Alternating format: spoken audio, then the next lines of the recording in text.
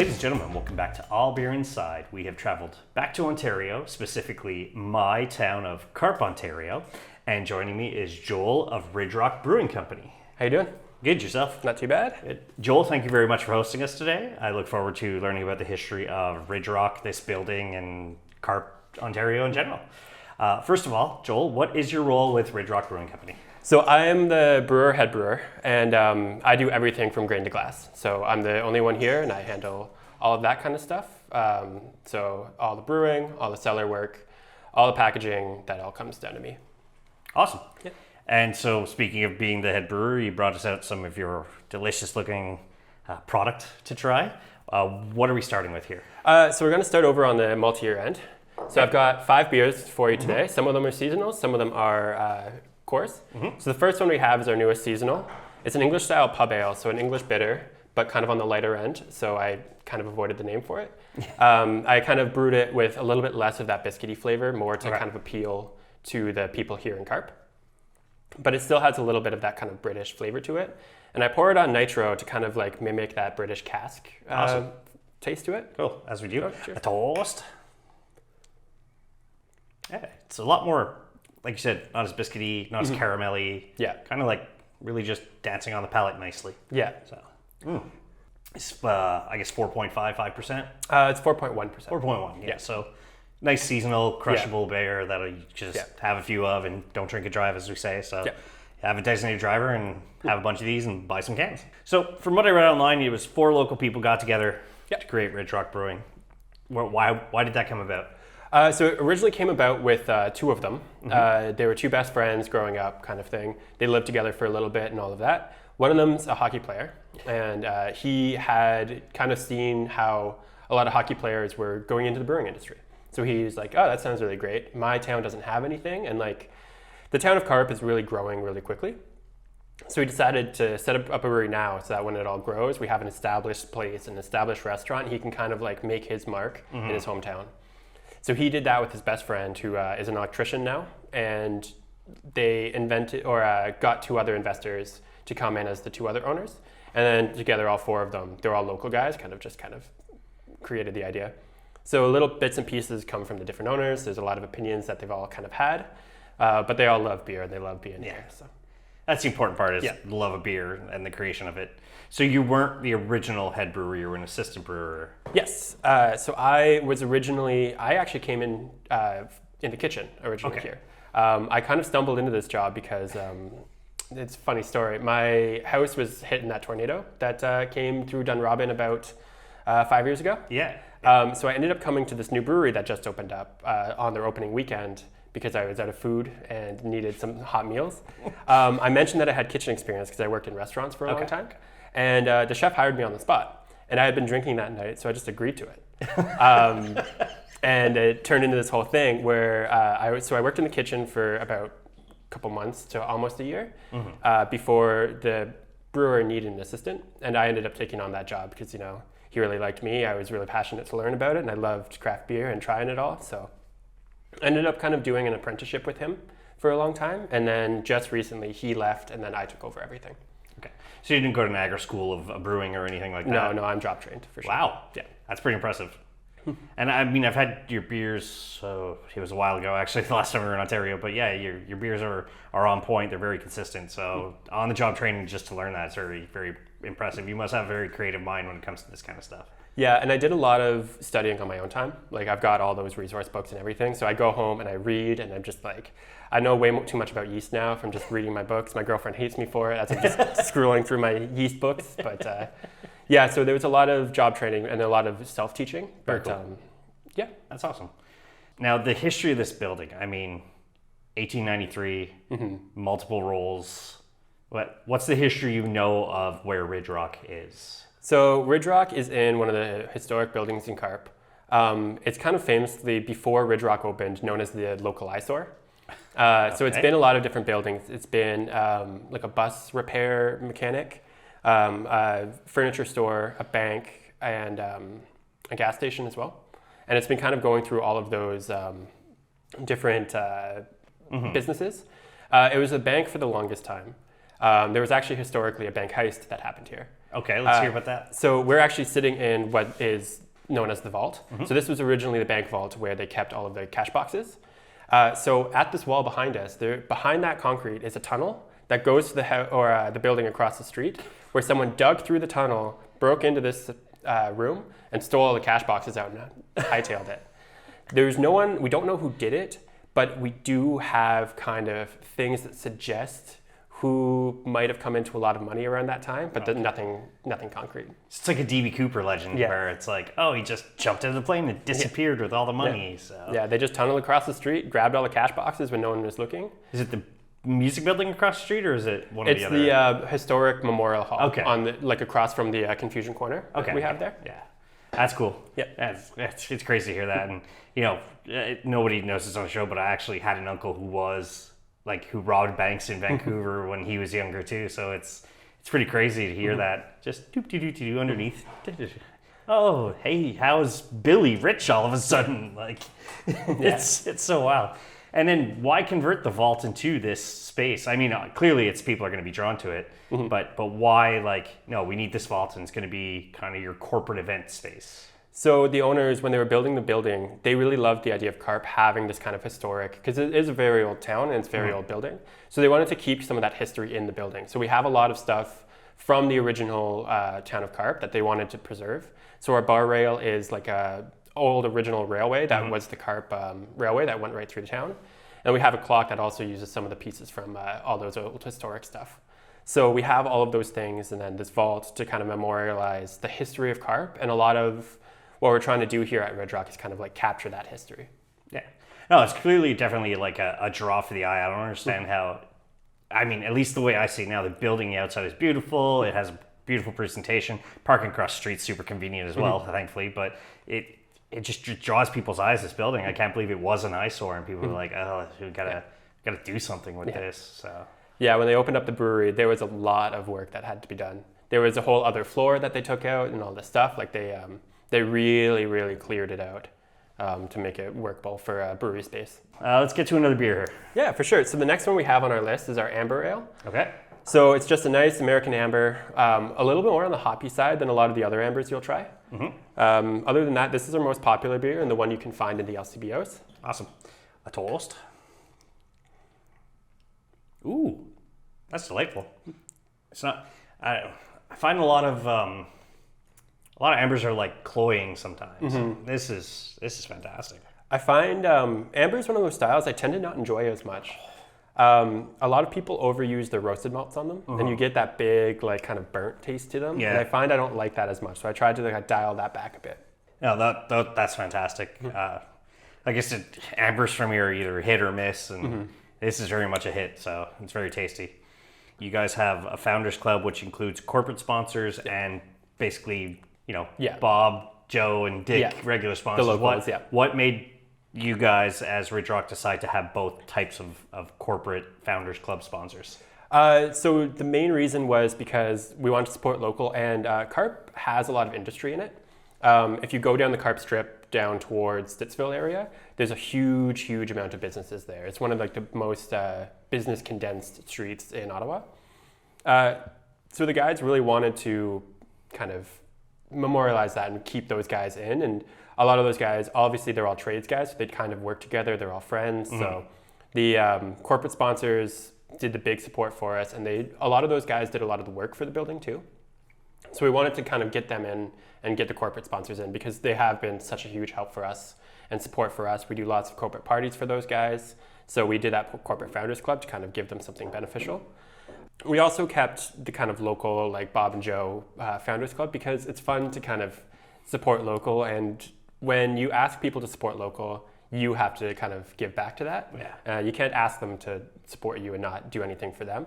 So we did that Founders Club to kind of bring them in, get them nice cheap beers, do cool stuff for them. And those are the guys who are at the bar every day that we like to kind of see and thank. So. And what are the benefits that come with being one of the, let's say personal, like myself, if I were part of that Founders Club, what are some of the benefits that I would gain from that? So you get cheaper beer.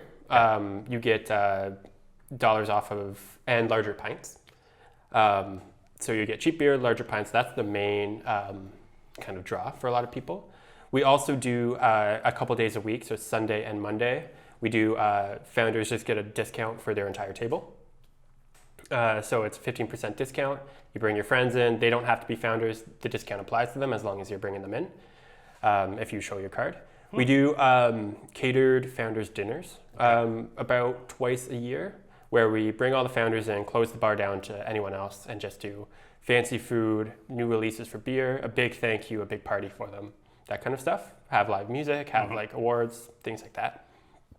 And then we give them priority on certain buys. So if you wanted to be involved in one of our programs, we usually give them a little bit earlier access to that kind of stuff. So basically any new releases they would get advantage of before the general public. That's very cool. I love the concept of a Founders Club. I've always said if I had a brewery, that would be like, not day one, because obviously I would need to make sure my first year is successful, but it's something that I would definitely include. And it's just, you are grabbing those locals, which is the most important part. And anybody who survived the pandemic, who was open before or open during it, if it wasn't for your locals, you guys might not be here anymore. So, the government of Ontario, I feel, really stepped up, letting you guys doing home deliveries and all that stuff, and that's huge. And I see you still sell beer and swag online, right? Yeah, we still do the home deliveries. Okay. We don't do them as often as we did in the past. During the pandemic, we had probably 4 or 5 drivers on the road because everyone was buying beer, everyone wanted beer. We deliver all across Ottawa, but since home deliveries have kind of slowed down now that people can go back and actually drink beer in the tap room again, we've just got the one delivery driver, but he's still on the road all the time. I understand there's a lot of also historic plaques in the building about the history of Carp. Why was that so important to the creators of Ridge Rock Brewing? I think it's mainly because when we opened this business, we knew that a lot of people who weren't from Carp would come visit. Lots of beer drinkers, lots of stuff like that as our reputation grew. So bringing them into Carp, we kind of want to teach them why we're so historic. Why do we care about this kind of stuff? So all those plaques kind of give you kind of context to what is going on. Otherwise, this vault would be meaningless. You wouldn't know what it's about, so you just see it and be like, oh, cool corporate spot, moving on. But knowing that there was a bank heist here, knowing that all that stuff is original, all those things that we have the original rail bell, that's our buy around bell, everything like that. So you kind of know where the history comes from to kind of teach people who aren't from the area. And then teaching those people who aren't from the area, how do people discover Ridge Rock Brewing Company? So you can find us in the LCBOs across Ottawa. Or on our socials and things like that. So we have all of those. But for the most part, we're selling out of our tap room. A couple of different spots around town, we're selling our IPAs and things like that. So if you wanted to kind of check us out, if you walk down Bank Street, there's a few spots that have our beer and things like that. If you wanted to try it, if you like it, come on down to Carp because there's lots to do here. There's the Diefenbunker down the road, which is a big historic, obviously, building. They also do really fun escape rooms for parties. There's a vineyard right next to that, and then you can finish off with Ridge Rock. Yeah, and then I also saw there was a Carp festival at the end of September, and something like a gun and hunting show, and Carp seems to be a very busy kind of small town. I don't like saying small town, but you guys do feel like small town. But there's a lot more. Just driving up off the highway, it's a lot of companies on the way. It's a lot of industrial. Yeah. And then coming down to here, kind of, I guess, downtown Carp, there's a lot of old, nice houses too. So it's quite the dichotomy of going from, industrial, what looks like a quarry, to all of a sudden this almost 200-year-old building, and you're having a beer in it. It's crazy. So yeah, that festival that's happening that you saw is the Carp Fair. It's a huge, huge agricultural fair. So we have big rides. There's a demolition derby. There's all this stuff happening. The entire town of Carp shuts down for the weekend so that we can all enjoy it. There's thousands of people who come into town. It's probably our biggest and busiest weekend.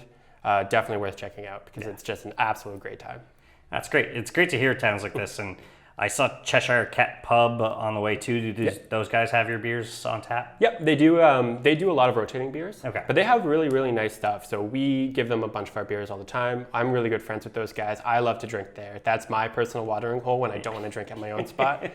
I love to go there. They have all sorts of IPAs, really nice stuff from places like Wood Brothers, all the other local spots. It's a really good kind of amalgamation of all the really nice craft beer that you can find in Ottawa. Yeah, as beer drinkers, we're very spoiled for Ottawa. Toronto is only a few hours away. Then you could come to Montreal. I could come here. Yeah. So much good beer. So yeah, it's so much good beer. Part. Speaking of all that good beer, I've got a third beer here to try. Yeah, so this one is our Irish Stout, 4.2%. A really nice classic Irish Stout, a little bit of chocolatey and roasty notes on it. Smooth, very dry Irish Stout. Awesome. A toast. Ooh. Poured on nitro, just like the pub ale. Kind of one of our classics, have it all the time. It's a much better Guinness. Although if I can't crack the can open and listen to the widget the entire time, I don't know what to We do have cans, but you just have to shake them, and then they actually do what you want them to do. And it's always funny to, like, people are just like, oh, Guinness, stouts are so filling and they're so big, and then it's like, no, stouts are actually the lightest beer calorie-wise, and they're this, and they're actually better for you. And they're really nice. This is my personal favorite beer. Yeah. I love this beer. No, this would be good with a, to me, this would be good with a burger, and speaking of that, you guys saw have quite the extensive menu for here. So you went from the kitchen to brewing. Yeah. When you were in the kitchen, what's that meal that everybody was coming to Ridge Rock to grab? So we do a lot of different stuff. We've changed it up so much. We do some really nice sandwiches for lunchtime and things like that. We've got really nice pizzas. So kind of a classic pizza oven, things like that. Lots of sandwiches, lots of like higher end bar food, I guess would be the way to say it. We do full meals, like we do like a chicken parmesan, things like that. So we do have a full restaurant upstairs with a big patio, big tap room. So we're more than a tap room, we're more on the restaurant side as well as a brewery. Live music all the time if you wanted to come in, and like full meals, easy to kind of get full. And I'm sure the food definitely helps get people here. If you guys are just selling beer, you probably wouldn't just have this giant space. Yeah. We are a bit of a far drive out of town, so you have to kind of have a reason for people to come out this way. Yeah. So the restaurant helps with that a lot. I know originally the first time I came here was because we were at breweries in Canada. And then it was like, oh, okay, well, we've already eaten at those breweries. Let's try a new one. And hey, Carp's just like 10 minutes away. You know, it's a 10-minute drive to the stadium for those who are going to a Senators game for now until they move it over. If they ever buy a new stadium. So. And do you get a hockey crowd at all? Do you get people coming here like pre-meals and then we're going to watch the Sens? Yeah, lots of them. A lot of hockey players come here too. There's a couple of like the Ottawa Senators. A couple of the old retired Ottawa Senators. Okay. Chris Neal was a big person around here for a while. I haven't seen him recently, but he liked to come in, and those guys, you kind of bump into them every now and then. Calvin, one of the owners, he brings his team in whenever he's in town with his team. So we've hosted the Hurricanes when he was playing for the Hurricanes, hosted the Blackhawks when he was playing for the Blackhawks, and it's been a lot of fun. Wow. So you've had some famous NHLers come through this building. That should be part of your historic plaques. Is like we've had NHL players here. The Stanley Cup was here not too long ago too. I can officially say that my beer was drank out of the Stanley Cup. Oh man, that's I mean, there's possibly 32 teams that have said that, but it's true. That's crazy. You know, that's what we always joke around is like American teams are like, yeah, we won the cup. It's like, how many Canadians were on your team? Let's be honest. True. And now, well, more so, how many Canadians, Europeans? Just don't lie. One of the best players to come out of your country came out of Phoenix, which made no sense to me in America. It's true. We're the best player nowadays, well, close to retirement, but Sid, like, imagine Sidney Crosby coming into your brewery and drinking a beer. That'd be mind-blowing. Yeah. So, it's a good feeling for me. It kind of makes it kind of like worthwhile and, really add. That's amazing. I'm sure that stuff was all over your social media too? No, because it was a private event. So there's strict rules about how the cup is treated, and we're not allowed to advertise it, things like that. So it was a private party. We brought them in. It was secret to everyone, and kind of fun to see it, though. Yeah. And then when it came at that, because you clearly couldn't do that, but how important is social media for Ridge Rock's brand? It's pretty big. We advertise a lot of our specials. We engage with a lot of people. Because we're out in the middle of nowhere, it's hard to kind of just find us naturally. So we really have to reach out and kind of post on our social medias. All of our social medias are just Ridge Rock Brew Co. or .ca for our website and all that. And we have a lot of outreach. We try to engage with everyone as best we can. And then you guys have weekly specials, daily specials. And I'm guessing those rotate because I see like right now it's like taco specials on Mondays and stuff like that. Does that kind of constantly change to let's do burgers then? And I saw you guys do trivia nights and like how I guess those events are super important to draw people to Ridge Rock, right? So we rotate through our events probably every season or so. Okay. So it'll be tacos for the rest of the summer, and then once it kind of stops being taco season, we'll change that up. The trivia is a big one. We do it the first Wednesday of every month. It's huge. We sell out every week, or every month, so you have to get your reservation. My team always kicks ass, so just know that if you do show up, I'm going to kick your ass. Uh-oh.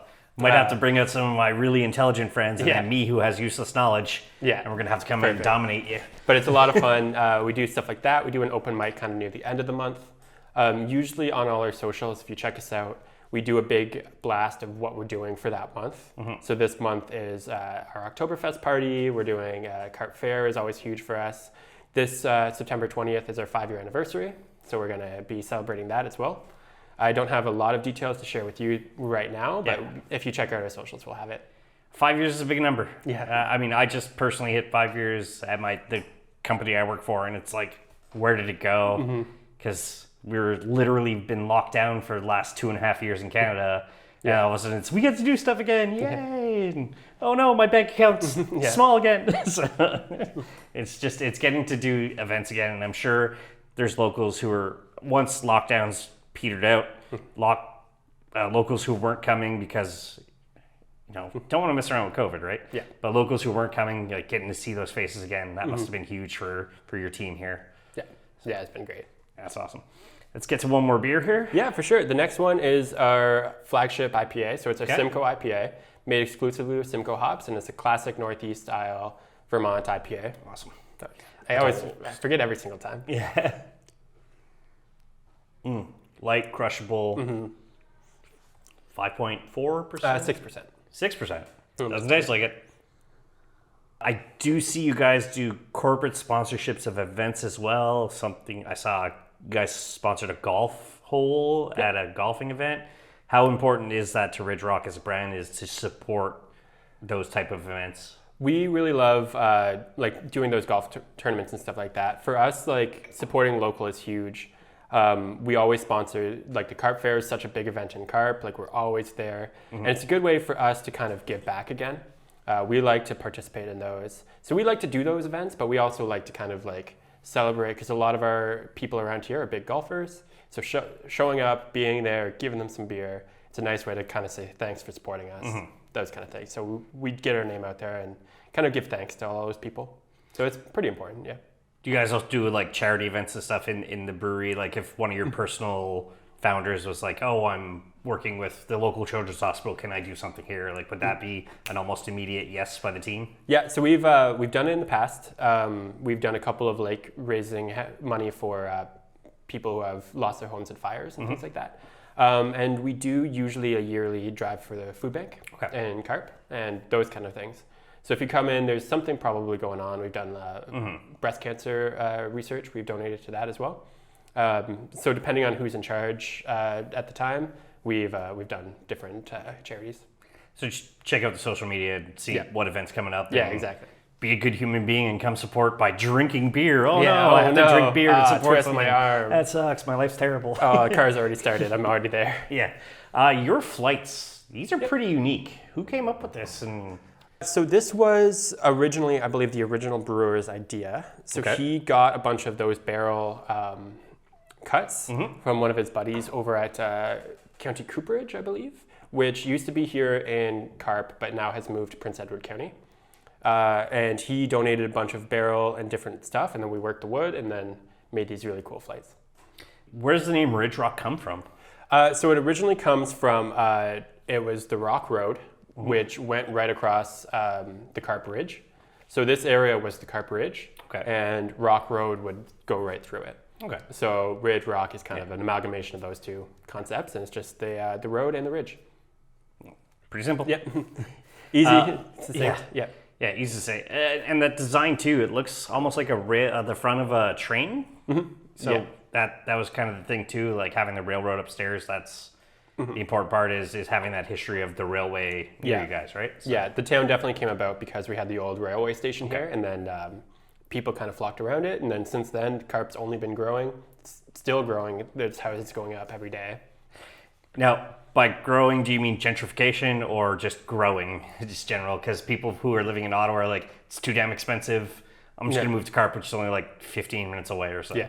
So it's a little bit of both. So it's, okay. Suburbs are going up kind of just off the end, and little by little, the places are getting bigger, and as more houses are coming in, more businesses are opening up. We're one of them. And it's been really nice to kind of see it happen. Let's get one more beer here. Yeah, for sure. Our last one, this is called Practice What You Peach. Okay. It uses those new hops that everyone's been talking about, the HBC 1019, that everyone's been using that taste kind of like fuzzy peaches. I threw lactose into this one to kind of give it like a more round sweetness, and it kind of developed this vanilla flavor that I really enjoy. Awesome. Again, toast. Yeah. It's peachy, but it's not too peachy. Yeah. Yeah, I'm getting like the peachy sugars dancing on the side of my palate. So I went more for kind of like to showcase candied peaches rather than like fresh ones. Yeah. But it's a really nice beer. This is one of the first ones when I took over as head brewer that I actually got to make for myself and develop my own recipe and like finally get the reins on it. So this is kind of my like big, I'm in charge now. I want to make a beer. This is my recipe. I love this. Let's go for it. So Joel, when you took over from the original head brewer as yourself, what kind of your own changes you made to the core, and how did you adjust the seasonals you were making? So the seasonals I've been making are a lot of beers that I really enjoyed from other people that I've just been dying to make myself. So that pub ale is one of my recipes. I created that one. And it comes from way back when I went to England, probably 5-10 years ago. I ended up kind of lost in London at one point by myself. I left the hotel room just walking and ended up in this nice pub. And it was really, really small. And there's a really nice old lady who was serving me pints. And she gave me a beer, and I don't know what it was because I had been drinking at that point. But it was so delicious. And that was the point that I really fell in love with beer. So that beer is kind of a love letter to that kind of thing. So I'm kind of like going through, I always make my beers the way I want to drink them. I feel like if I enjoy them, everyone will enjoy them. And so I put a lot of love into just making sure that the beers taste the way I like them. So I've been kind of tweaking our recipes a little bit, things that I didn't like. I've been kind of streamlining the process a little bit in terms of like when I came to changing the recipes from what I had. A lot of the beers, honestly, were very solid, so I just kind of kept them the same way. Our IPAs, they've been dialed in. Our old brewer is from Vermont, so there's nothing to really change there. It's hard to like say that he's doing anything wrong, right? Yeah. Like he's been doing it so well, and I learned so well from him that I kind of preserved them the way they are because he put his heart and soul into the IPAs. So keeping them the same way has always been kind of the only thing I've really tweaked is the water chemistry, stuff like that, just to kind of match a little bit because I think our water and Carp's weird and really hard. So it fluctuates. So I try to balance it a little bit. So that was the main thing that I was trying to change. But for the most part, I keep everything kind of mostly the same as how he left it. And then the new beers are where I kind of get to play. So the new seasonals that we're rolling out is where I'm really kind of trying to flex my chops and show what I can do and make beers that I really like.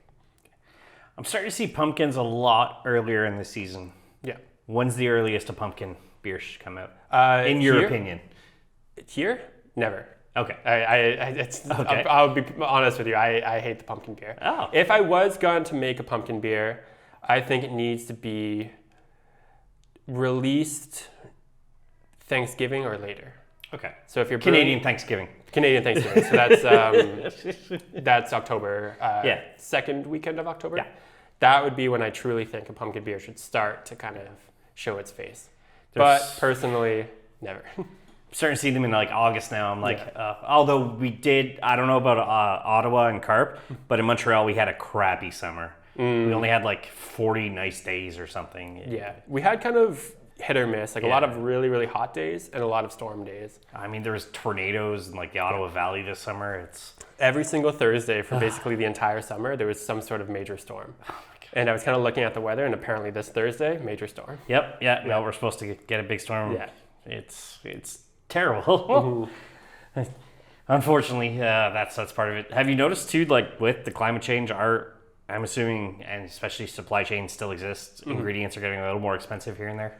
Definitely. The price of grains goes up steadily.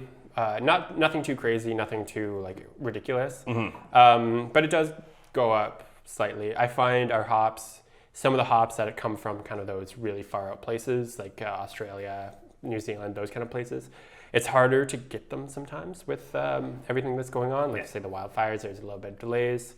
But for the most part, the quality's always been there. So that's always something good to remember. Would you like to collab with anybody to like make kind of a Carp Ottawa beer, Carp Canada beer, like I would love beyond? to. So at the Orleans Beer Fest we do every year, that was my moment to go out, introduce myself. I've only taken over for about 8 months as the true head brewer. So I was trying to introduce myself to everyone and kind of like start to lay the groundwork for them to come out here and make some cool beers. I would really like to use that opportunity. The Carp people are great. They support us a lot, but they're very stuck in their ways in terms of what kind of beers they want. So it's hard to introduce something wild and fun, like a crazy fruited goza or something like that. So I'd love to have someone from downtown Ottawa help us make something like that, where we have an outlet to kind of get our name out there and make something cool so I can be a bit creative. Mm-hmm. So somebody like a Flora Hall or... Yeah, so we've done collabs with Flora Hall before too. Okay. So I would love to do it again. They're awesome. There's a new brewery out in Arnprior called Cold Bear. He's the old head brewer from Calabogie. So he and I have been small talks about collabs, but we haven't nailed anything concrete down yet. She's probably not doing anything with Sean from Small Pony anytime soon. Not right now, no. He just shuffled over to Dunrobin. He's right over where I used to live, and I still drink his beers all the time. They're my girlfriend's favorite, so there's always a bottle in my fridge. Yeah. But I mean, because I do see the barrel, so the barrel aging program clearly exists here, right? Yep, so it's definitely been an experiment and something we've kind of had to live and learn. We don't have a lot of infrastructure to do a really nice barrel-aged stout, but we have done it. We have one in cans right now that's a nice 11.5% beer. Really, really sweet imperial. I didn't bring it today because drinking a gigantic stout first thing in the morning, kind of a rough... I mean, when the beer festival's open at 10 in Montreal, I'm there, but that's me. Yeah. So, we'll try that after the show. So I mean, for Ridge Rock, what's the future for Ridge Rock and Carp, the province of Ontario, and hopefully beyond? Yeah. So we definitely want to expand what we're doing right now, get into more LCBOs, start putting our brand more into licensees, things like that, and expand beyond the tap room. So obviously we're very local, and we love when people come to see us and all that kind of stuff, but we'd love to be in more restaurants around town, so we're kind of focusing on that right now. Our sales guy's been just hitting the pavement every day, getting our beer elsewhere, and kind of really establishing our name everywhere, because we kind of were in that rough spot where we opened up just before COVID, and right as things were taking off, everything shut down. So we're kind of in that recovery period to try to find a good stride. I keep saying we're at least, I'm backing my videographer here, we're 5 years beyond normal. Yeah. We're still at least 5 years beyond the supply chain issues start petering off and everything else is, we still got 5 years. So. Yeah. But so it's just more LCBOs and... Yeah. Kind of keep growing our business, keep, just getting our name out there, kind of coercing people to come to Carp, come check out the Carp Fair, that kind of stuff. And we'll, we're doing fine. So we're going to just keep growing and hopefully. And that's why hopefully a show like ours can get you guys to people who haven't heard of you in Quebec, Ontario.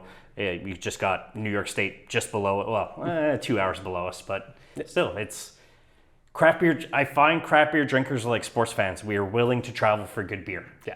So there's no question about that. As a Habs fan, I have gone to Washington, D.C. to watch the Canadians play.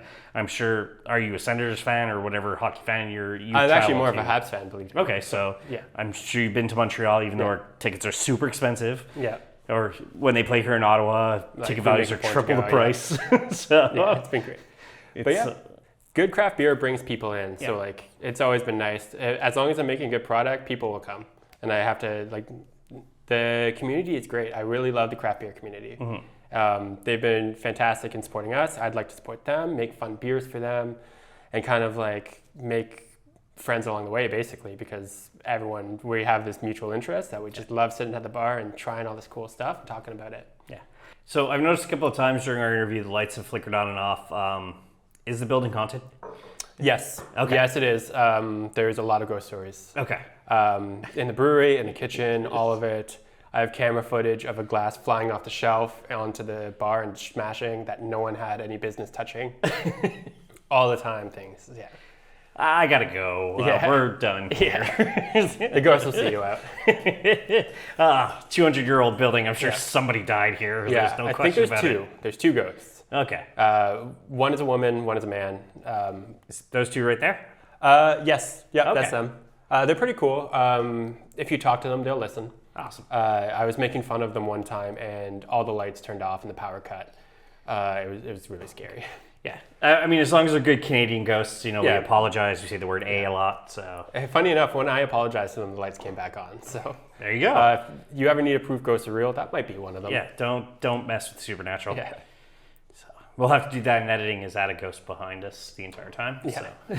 You don't have to edit it. It's just be there. Just touching me, sucking out my karma or soul. Trying the beers. Yeah. So Joel, thank you very, very much for today. Thank you for having me. Appreciate anybody who's willing to step up and speak with us about their passion and their business. For those who are looking to find Ridge Rock who have never found it, where can they find you? So we are in the outskirts around Ottawa. If you are in Ottawa, we also do a keg club program where you can rent a kegerator that we have, like those keg fridges. We'll deliver you a keg every month for a small fee. And then you can have fresh kegged beer at your door every month. Have fresh beer that's not in cans, true taproom freshness to it. So you could definitely check that out. Come to our bar. Come check out the Diefenbunker while you're here. Kin Vineyard just down the road. You can make a whole day of it. Come on down for the Carp Fair. That'd be awesome. Just all that kind of stuff. If you come out, support us. We'd love to have you. And then what's your physical location and what's your social media? So we're on the corner of Carp Road and Donald B. Munro. And social media is just Ridge Rock Brew Co. for all of our different handles, Twitter, or X, I guess now, Instagram, Facebook, they're all there. We post in all of those ones and we engage with them, so we'd like to see you. Amazing. So all that's going to be in the show notes. As for us, allbeerinside.com is the website, @allbeerinside on all social media. And as I say at the end of all episodes, drink craft, not crap.